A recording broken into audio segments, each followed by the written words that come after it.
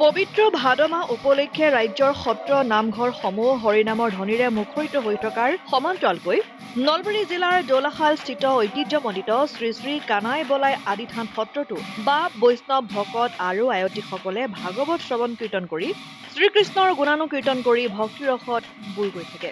প্ৰতি বছৰে ভাদ মাহৰ প্ৰথম দিনটোৰ পৰাই এমাহ ধৰি এই সত্ৰখনি ৫ প্ৰসংগ কৃষ্ণধ্বনিৰে মুখৰিত হৈ থাকে। দিনে নিশাই চলে নাম কীৰ্তন। বুধবাৰে ভাদ মাহৰ শেষৰ দিনটোত এমাহজোৰা ভাদমহীয়া নাম কীৰ্তনৰ সামৰণি মাৰে। ভাদ মাহৰ প্ৰতিটো পুৱা আয়তীসকলে নাম কীৰ্তনেৰে জীপাল কৰি ৰাখে সত্ৰৰ মজিয়া।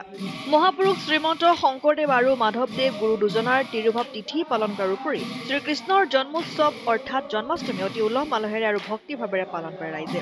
এই পবিত্ৰ ভাদ মাহৰ পূৰ্ণিমা তিথিতে বিগত বছৰসমূহৰ দৰে ৰাজ্যৰ বিভিন্ন সত্ৰৰ সত্ৰাধিকাৰ আৰু ভকত বৃন্দৰ দ্বাৰা তিনিদিনীয়াকৈ ভাগৱত পাঠ, ব্যাখ্যা আৰু ধৰ্মালোচনা সভা অনুষ্ঠিত কৰে।